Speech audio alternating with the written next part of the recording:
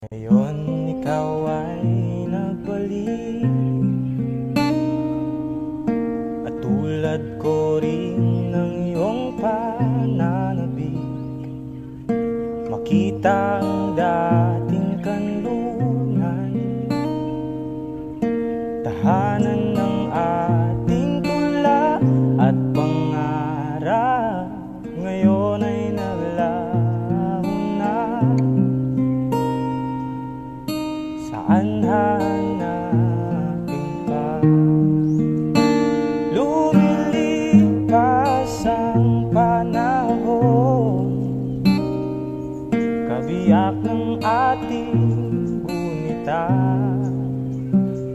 Ang mga puno, halaman, bakit kailangang lumisan?